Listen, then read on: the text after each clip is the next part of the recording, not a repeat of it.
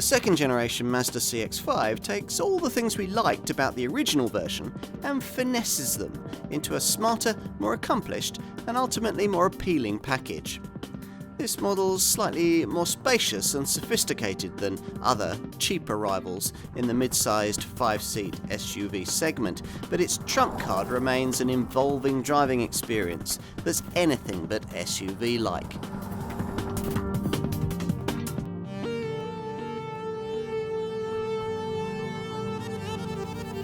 Revolution is usually followed by evolution, particularly when it comes to cars. Here's a good example of that, the second generation Mazda CX-5. It's a car with quite an act to follow. Its predecessor was so successful that by the time this Mark II model was introduced in the spring of 2017, CX-5 sales were accounting for more than 25% of Mazda's global production. That original design, launched back in 2012, was a latecomer into the market for Qashai class family-sized crossover SUVs, and therefore it needed to make an impact. It did, being the first of the brand's cars to feature Kodo Soul of Motion design language and Sky Active drivetrain and chassis tech, the two things that have defined every modern Mazda launch since and which have rejuvenated the company's fortunes. By 2017, though, with over 1.5 million sales on the board, it was time for a rethink. Not only was the CX-5's shape becoming a little over familiar, but other rivals were starting to threaten this Mazda's acknowledged position as one of the best driver's cars in the class. There was also the need to update this SUV with the latest safety and infotainment tech and add in equipment features that couldn't be had on the original version, things that segment buyers were by now demanding, like a powered tailgate and head-up display. So this second generation CX-5 has been evolved in all of those areas in order to counter the increasing threat posed by the new rivals that continue to pour into this sector, most notably in recent times from Vauxhall, Volkswagen, Skoda and Seat. Now Mazda saw no need to go to the expense of a completely new platform or a fundamentally redeveloped range of engines, but we do get a much smarter look, a classier interior, a more rigid body that further improves those drive dynamics and a whole host of new technology features. Will it all be enough, though, to keep this car competitive? Let's find out.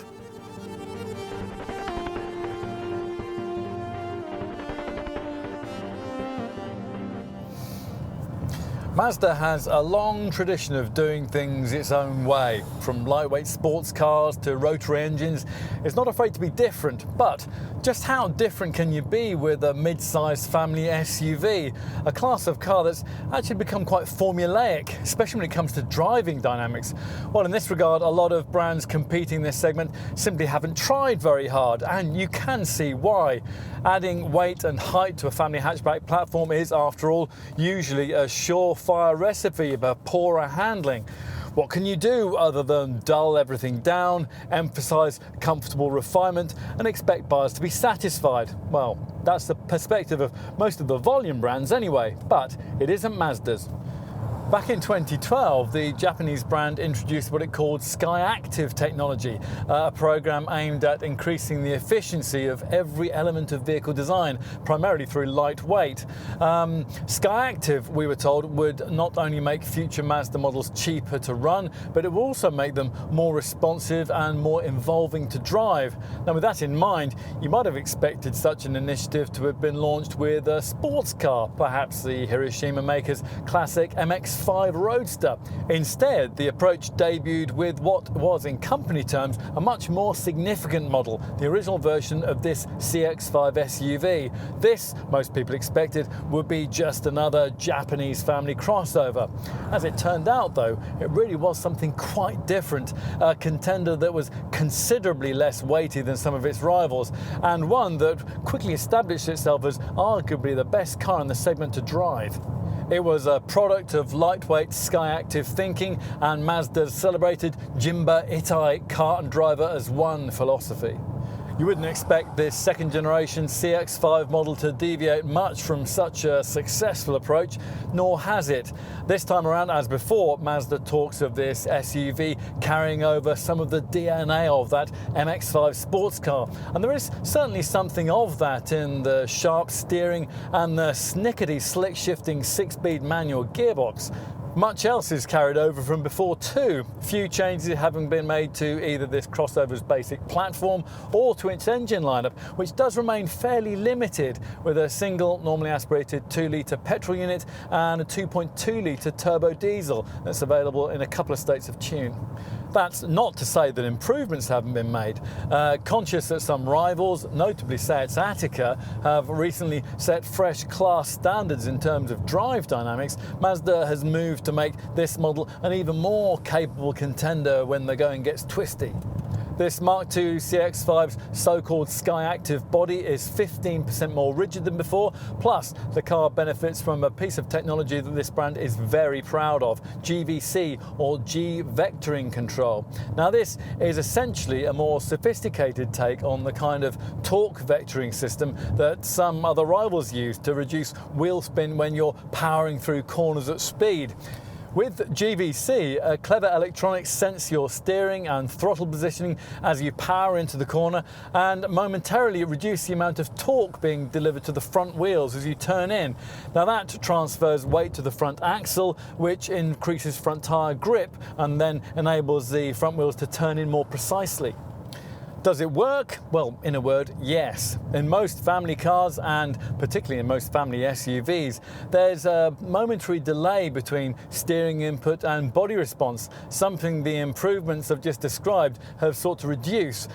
This Mazda simply doesn't have that to the same extent that most of its rivals do, and this, in combination with well-controlled body roll and fluid, accurate steering, means that you feel just far more confident pushing on at the wheel of this car. We're really not sure that any other SUV in this class can quite match this feeling of lithe agility.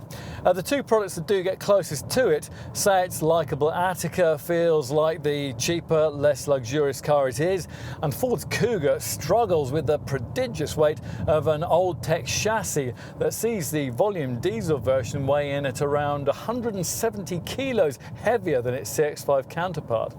Which is all well and good, but many customers in this class simply don't care about how capable their cars are through the corners. So there really isn't much point in creating a crossover of this kind that can't match an eager feel like that with strong standards of ride and refinement. Hence the considerable efforts also made in these two areas with this second generation version of this car. Responsive drive dynamics often come with the drawback of a rather over firm ride, and to try and control that, Mazda has re-specified and also retuned the dampers. As a result, the ride, although it is still on the firm side of comfortable, is acceptably pliant over the worst undulations and urban potholes. A less dynamically capable rival like Volkswagen's Tiguan would certainly feel more softly sprung, and it would be a little quieter too, although Mazda has undeniably tried hard in this regard, implementing structural and aerodynamic improvements that it says have reduced road noise by an average of 1.3 decibels at 62 miles an hour. Refinement efforts have been directed towards the engines too, or at least the diesel engine anyway. One of the few significant changes beneath the bonnet has been the addition of what the Japanese brand calls a natural sound smoother to the 2.2-litre Sky-Active D unit. Now this absorbs some of the forces inside the engine as the pistons fire up and down, so you don't get as much of that telltale diesel clatter. Otherwise, this power plant is pretty much as it was before, developing 150 PS and 380 Newton meters of pulling power in its volume guise, and that's enough to see 62 mph attainable from rest in 9.4 seconds en route to 127 mph, or 9.6 seconds and 124 mph if you saddle your CX-5 with the extra weight of the optional all-wheel drive system. In its pokier 175 PS state of tune, which is what we're trying here, this diesel engine has to be mated to all-wheel drive, and it really doesn't push this CX-5 along very much quicker at all. The performance stats are 8.8 seconds and 126 miles an hour. This top power plant does, though, deliver an extra 40 Newton meters of pulling power, which might make it a better bet if you're a tower. The brake towing limit of all CX-5 diesel models is the same, 2,000 kilos for the manual model or 2,100 kilos if you choose the optional automatic transmission. You certainly won't be a potential tower if you choose the only petrol unit in the range, a 2-litre 165 PS unit. It carries Skyactiv G badging, which is supposed to suggest high technology, but in actual fact it's one of the few modern 2-litre engines of any kind that doesn't feature a turbocharger. As a result, low down and mid-range pulling power really suffers.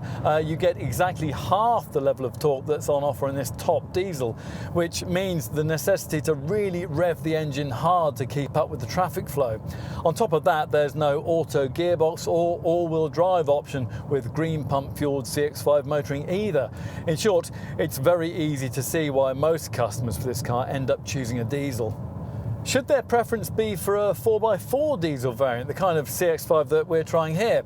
Well, you might see why that might be tempting, given that Mazda's intelligent all-wheel drive system is a pretty sophisticated one. Now, like other similar setups in this class, it works with on-demand functionality, but while rival 4x4 packages wait for the wheels to actually lose grip before the all-wheel drive cuts in, the technology here actually anticipates a potential loss of grip using 27 sensors around the car that monitor road conditions and driver intentions. Once the need for extra traction presents itself, up to 50% of the torque can be directed towards the rear wheels. Now, it won't be enough to take you very far off-road, but nobody buys this Mazda to tackle anything more arduous than a light field track or a muddy car park, which is just as well because you don't get the half-decent ground clearance or the hill descent technology that even compromised rivals in this class can sometimes provide. You do, though, get a useful degree of extra tarmac traction with an all-wheel drive CX-5 model, which is all most potential buyers will want.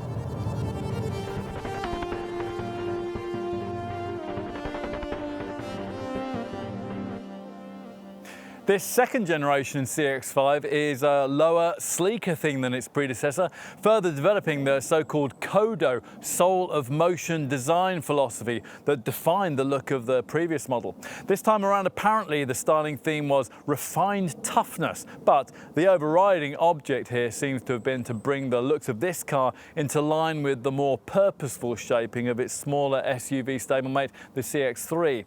Now, that's been done at the same time as maintaining the size differential between those two crossovers.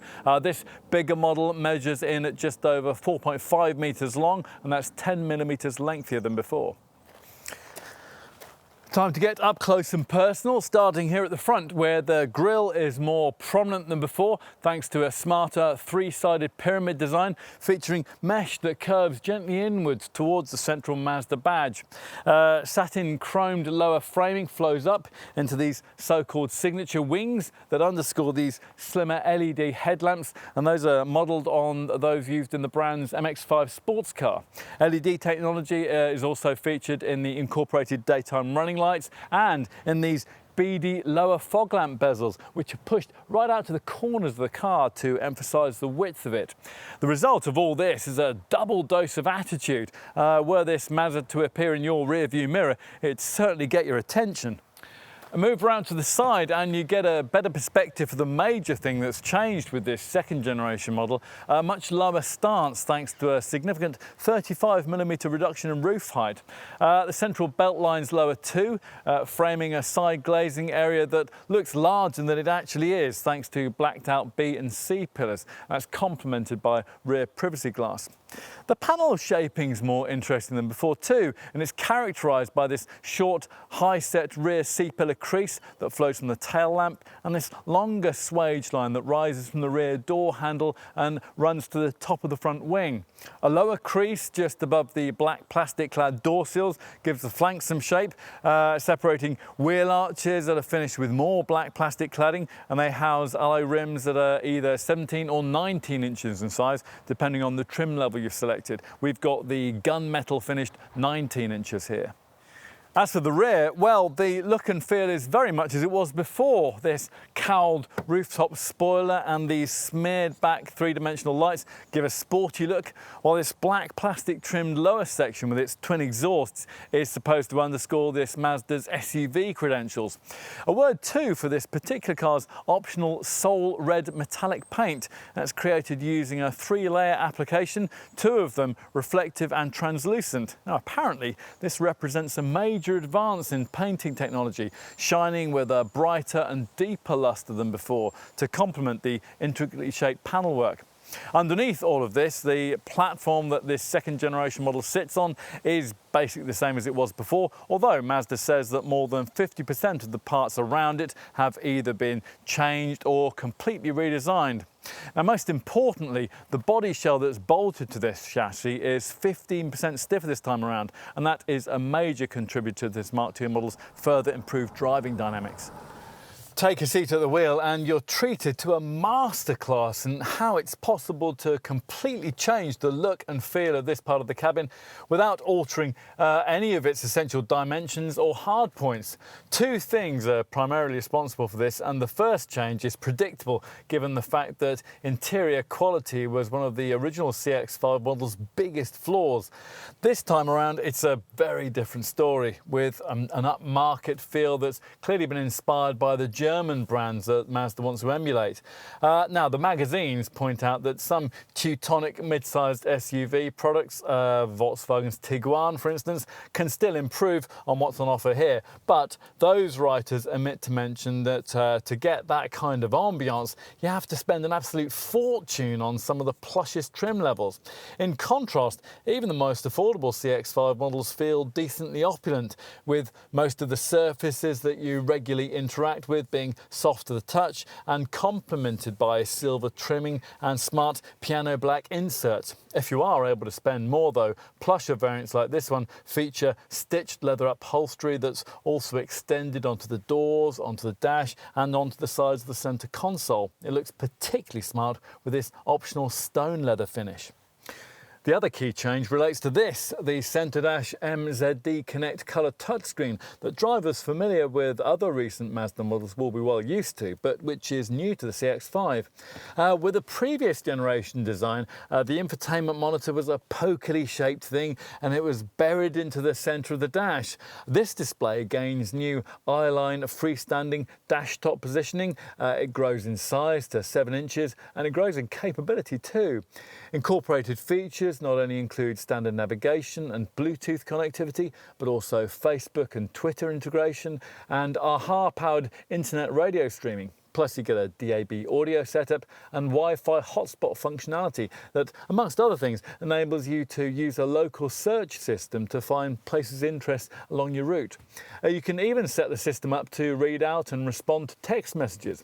Now, what is missing is Apple CarPlay and Android Auto connectivity. Still, on the plus side, the menus are smart and easily navigable, and you get a BMW iDrive style rotary controller for the display down here by the gear stick.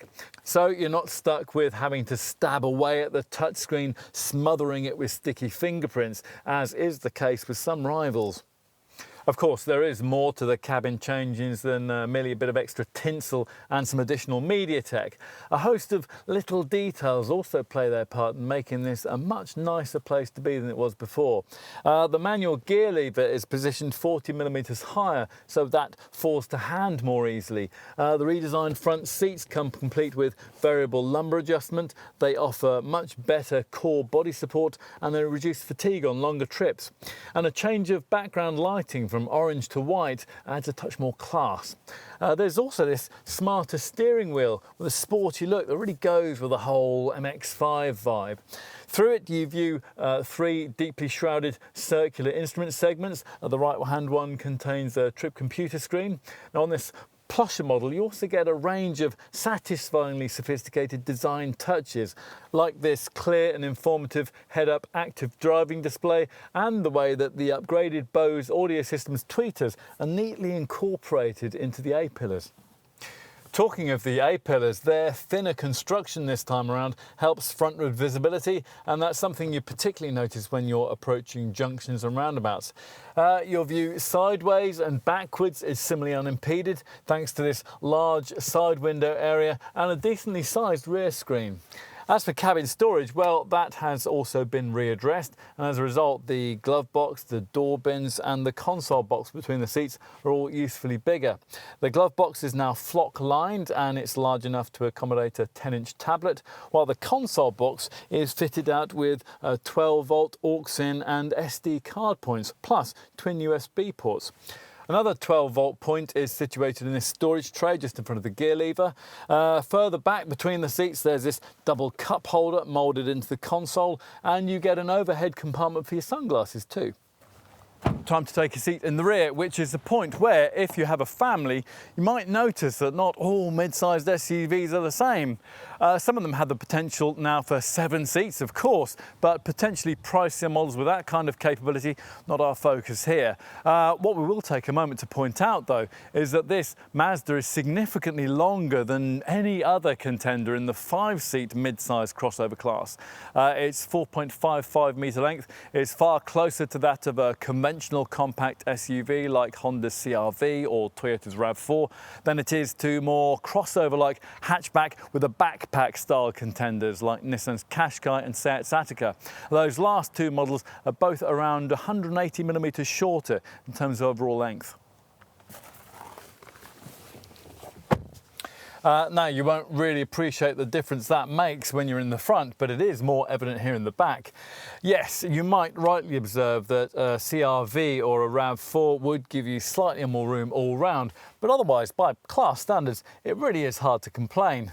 Now, whereas in a rival Qashqai or an Attica, or even a slightly bigger competitor like Ford's Kuga, a couple of adults might struggle a little for comfort on a longer trip, here you feel like you're in an environment that hasn't solely been designed around the needs of children. I mean, you can stretch out a little with proper space for your head, for your legs and for your shoulders on this more supportive rear bench. And you can stretch back too, thanks to the addition this time around of a reclining seat mechanism, which allows the backrest to be pushed rearwards through 2 stages to an angle of 28 degrees for greater comfort on longer journeys.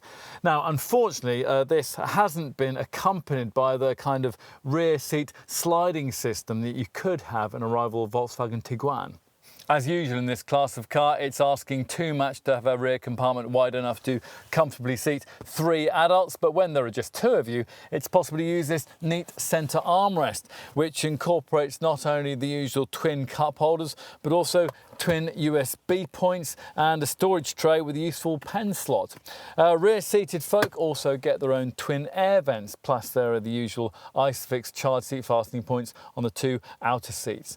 The view out, that's reasonably good too, although smaller passengers may find the window line a little high unless they're on a booster cushion. As for finding somewhere to keep smaller items, there are seat back map pockets and there are small door bins too. Finally, let's take a look in the boot. Now, this is an area of the car accessed on this plusher model by this painfully slow-powered tailgate. Like most other SUVs in this class, the loading sill is a bit higher than it would be in an ordinary family hatch, but it's not so far from the ground as to be insurmountable when you have heavily packed holiday suitcases to fit in. And we had expected that the relatively long length of this CX-5 would have given it a class-leadingly large boot, but in actual fact, the cargo area's 506-litre capacity, that's just 3 litres more than the original design could offer, merely meets the prevailing class standard. To be fair to Mazda, the area provided is significantly bigger than the space you get in a rival Nissan Qashqai or Ford Kuga, and there's certainly enough room for a couple of pushchairs and easily enough width for a typical set of golf clubs. These removable corner floor panels help in that regard. Now, where Mazda has missed a trick is in failing to provide buyers with an adjustable height boot floor. This one can be pulled up to reveal, well, Not a lot of extra underfloor space in this top sport nav variant. Now, the room that would normally be freed up by the brand's questionable decision to deny buyers a standard space-saver spare wheel is here occupied by the subwoofer for the upgraded Bose audio system, which means that on this plush variant you can't even have a spare wheel if you pay extra for one.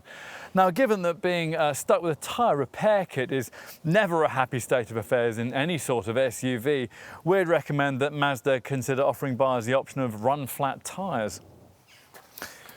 Away from that, there's not much to take issue over. A useful 12-volt socket is built into the cargo area sidewall, and the rear seatback has a 40-20-40 split, so that if you have longer items like skis to carry, you can push them into the passenger compartment without disturbing a couple of rear-seated occupants.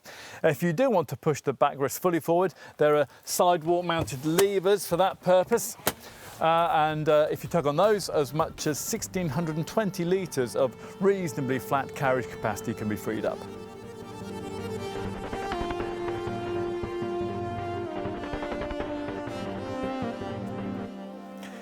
Unlike some of its key Qashai class rivals, Mazda's not interested in feebly powered entry-level petrol and diesel engines or Spartan, affordably orientated trim levels. Bear that in mind when you're considering pricing that starts from just under £24,000 and ranges up to just over £33,000 for the various models on offer. All of them offer 150 PS or more.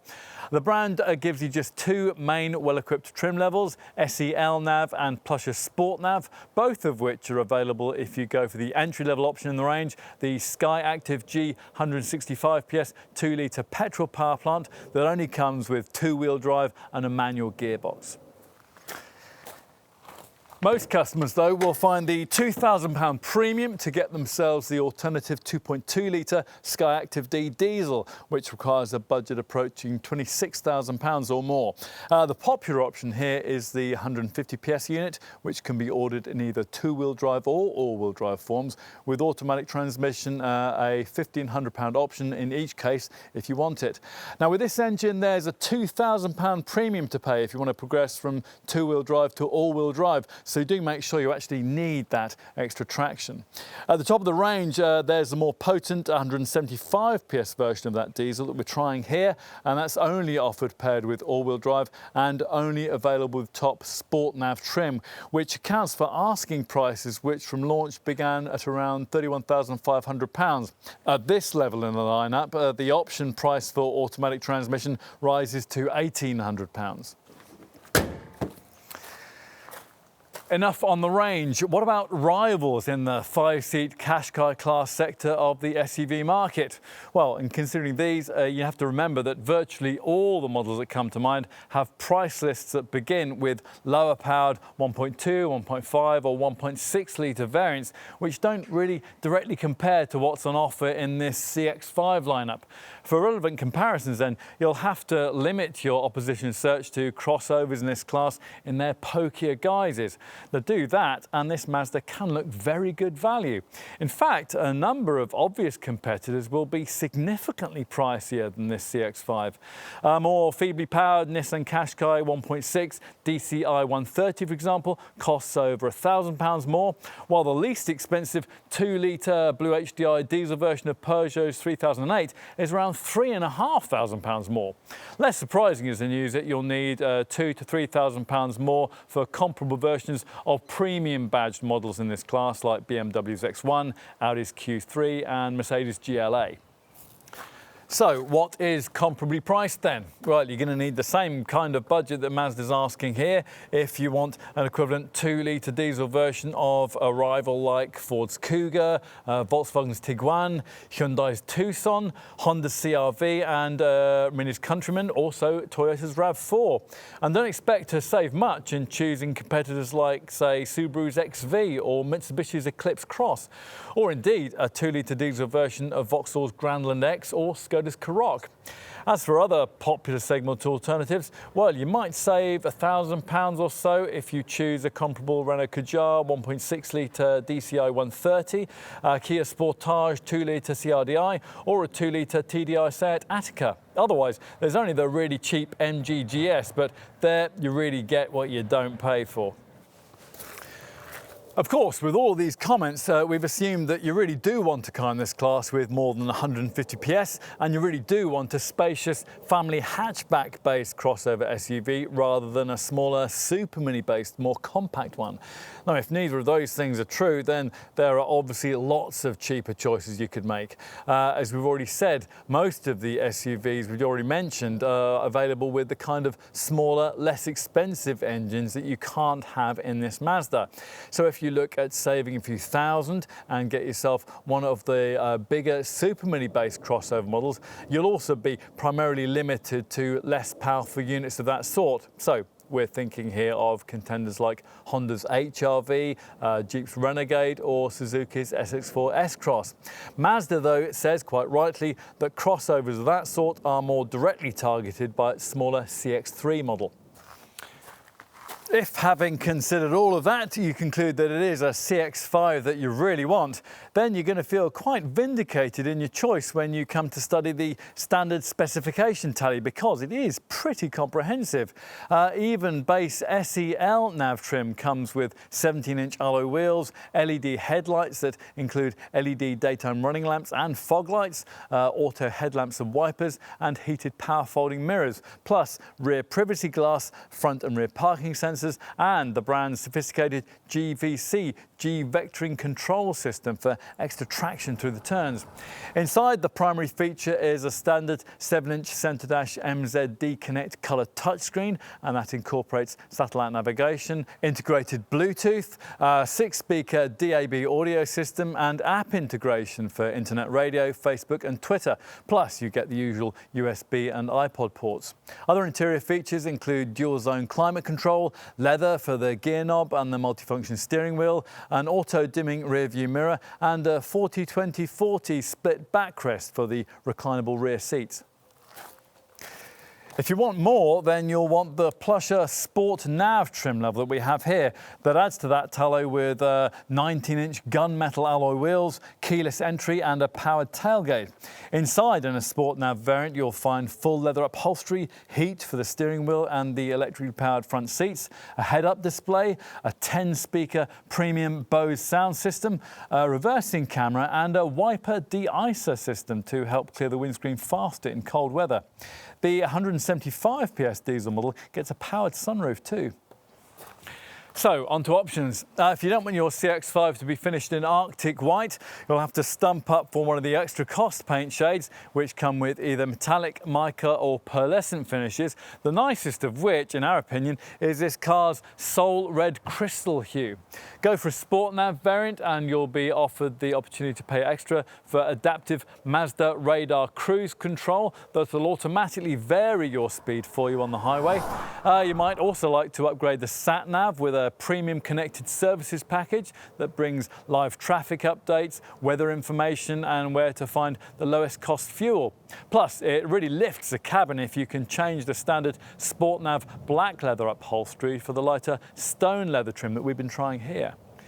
As for other options, well, you can give your CX-5 a sportier look by adding items like front and rear undergarnish strips, black or silver mirror caps and silver skirts for the front spoiler and the side air dam. Plus, buyers of SEL nav variants get to specify a different style of 17-inch alloy wheel if they wish. You can smarten the interior with an interior LED lighting kit and welcome LED illumination. And practical extras include a spare wheel, mud flaps, a rear bumper step protector and a detachable tow bar, which can be ordered with an attachment for bikes. We would also want to add roof rails to which you can attach crossbars for the transport of things like bikes, skis or a roof box. That's enough about the luxury side of life. What about standard safety kit in the CX-5? Well, it's no longer acceptable to launch a car in this class without the inclusion of autonomous braking, hence the standardization of Mazda's Smart City Brake Support System. As with other such setups, this one scans the road ahead in search of potential collision hazards as you drive at speeds of up to 50 miles an hour, and it has particular emphasis on identifying errant pedestrians. If a person or an object you might be imminently about to hit is detected, you'll be warned. If you don't respond, or well, perhaps you aren't able to, the brakes will automatically be applied to decrease the severity of any resulting accident. Now that's backed up by a secondary collision reduction that keeps the anchors on in the event of an accident to stop the car hitting anything else. In addition, there's traffic sign recognition that pictures road signs as you pass and then displays them for you on the dash. And of course, there are all the usual more familiar safety features, so things like twin front, side and curtain airbags, ISOFIX child seat mounts on the two outer rear chairs, tyre pressure monitoring, hill start assist and the usual electronic systems to control traction and stability. Plus, there's also ABS braking, of course, with a brake assist function that'll help in panic braking, and that will be advertised to following motorists by the automatically activating hazard flashes of the emergency stop signalling system. If you want to go further, then you'll need to have specified a top-spec sport nav diesel model like this one. If so, you'll be offered an extra cost safety pack that includes 6 additional camera-driven features. Blind spot monitoring works at over 90 miles an hour to stop you from pulling out to overtake if there's a vehicle in your blind spot. Rear cross traffic alert will warn you of oncoming vehicles if you're reversing out of a space.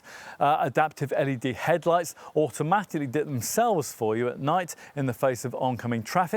Driver attention assist works at over 40 miles an hour to monitor your reactions for drowsiness, and it'll warn you if a reduction in driver response reveals a need to stop for a restorative coffee. Rear smart city brake support prepares the car for impact from behind. And finally, lane keep assist works at speeds of over 38 miles an hour to alert you if you drift out of your lane on the highway before gently steering you back to where you should be.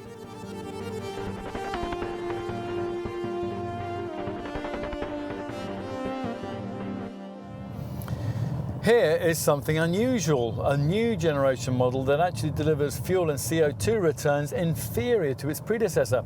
Now you might think that particularly strange in this instance, given all the fuss Mazda makes about Skyactiv technology, which is supposed to be primarily geared towards improving running cost efficiency. Like us, you might think it difficult for the Japanese maker to maintain that stance when the frugality and cleanliness of this second generation CX-5 are beaten by just about every direct segment rival. To be fair, the differences aren't great, and in real world terms they might very well not exist at all. How so? Well, let's try and explain. Ever since the Volkswagen Gate fiasco in 2016, car makers have been coming under increasing pressure to design engines that are clean and frugal in the real world, not just in the NEDC rated efficiency tests. Mazda reckons that it's one of the first brands to do exactly that, and maintains that the figures it quotes are actually achievable by Mr. and Mrs. Average on the school run, on the supermarket trip, or on the annual skiing jaunt to Chamonix.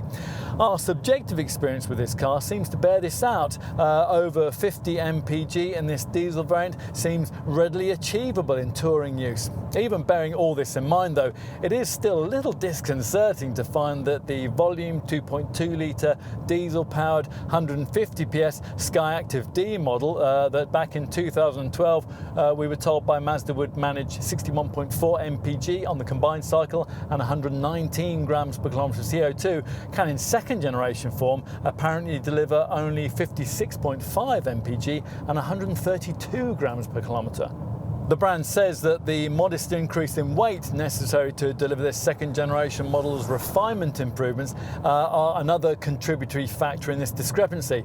Well, maybe so. It's certainly telling that in diesel form, the figures of this Mazda are hardly any different to those of arguably its closest rival, Volkswagen's Tiguan 2-litre TDI 150 PS model.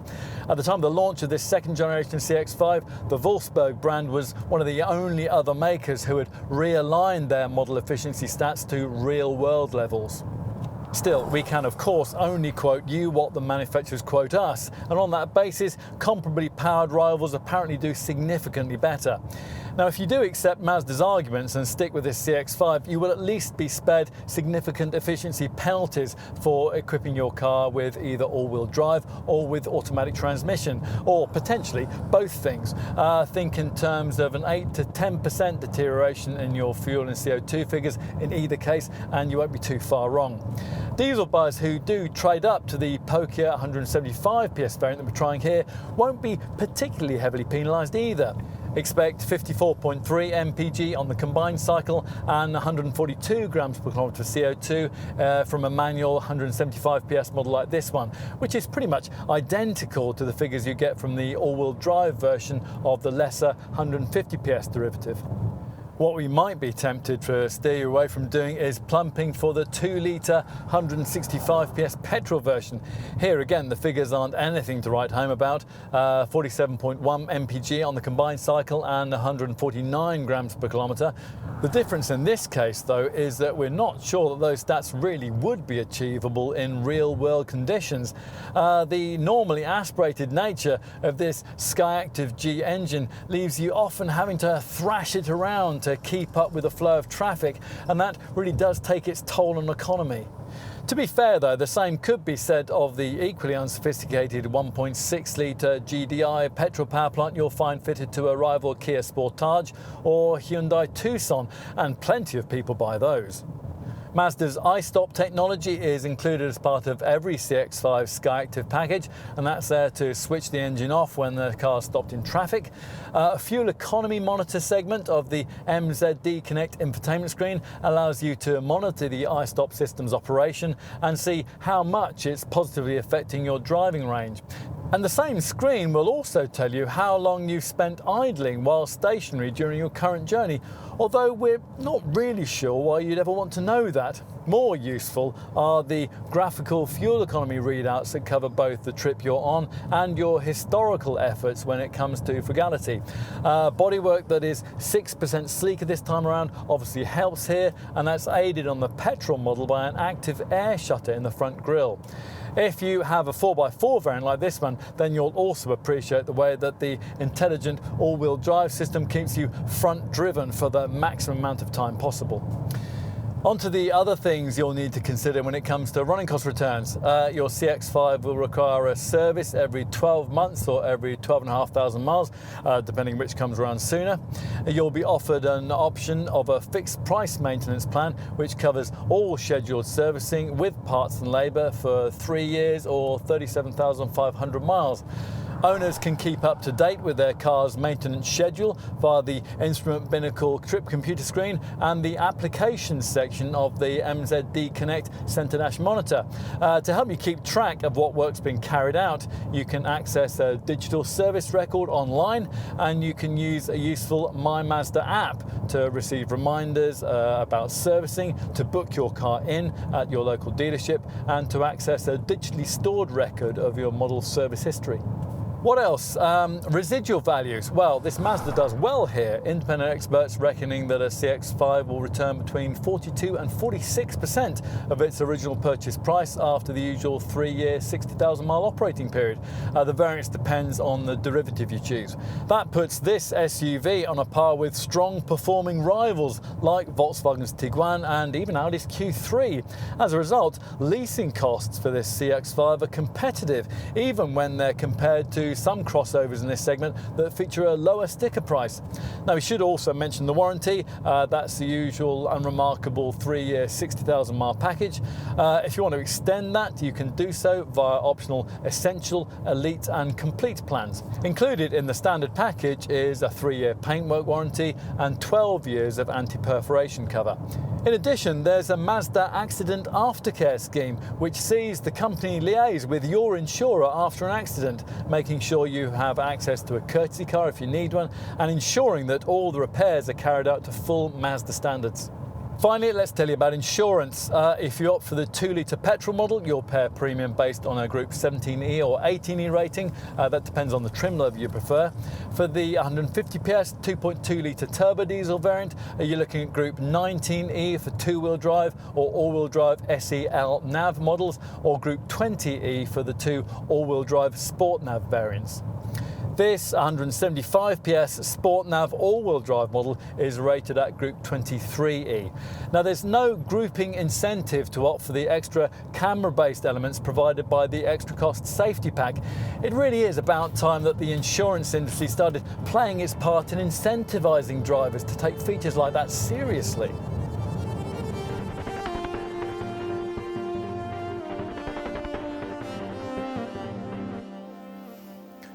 The CX-5 was never one of those cars that jumped out at you on first acquaintance.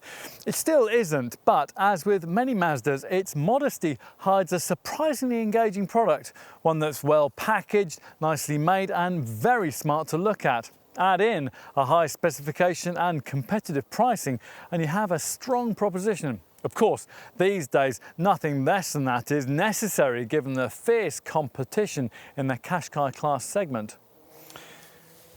As before, the best thing about this car is the way it drives, and that's something that's even further improved this time around by the stiffer body and the addition of the G-vectoring control system. As a result, if you want to be rewarded at the wheel in an SUV of this sort, the CX-5 is right up there with Seat's Attica as a class leader in this segment. Virtually every other contender in the sector feels dull by comparison. Unfortunately for Mazda, that's not the only attribute that matters for potential buyers. A number of these people will be disappointed that there isn't a wider engine range on offer, and a few of them may, like us, be a little disappointed to find that despite all the trumpeted Skyactiv efficiency technology, fuel and CO2 readings have actually slipped backwards with this Mark II model. Now, primarily that is down to the fact that the Japanese brand has done so little to develop its engine wear as part of a second generation model redesign that's needed to incorporate so much extra relatively weighty technology. It's just as well then that the technology in question is definitely worth having, developed with the distinctly Mazda-minded approach that characterises the rest of the car. After a week with it, we decided that although there were probably more sensible choices we could have made if we'd been buying this class, there weren't many more appealing ones. Try a CX-5 for yourself, and we have a hunch that you might end up feeling just the same.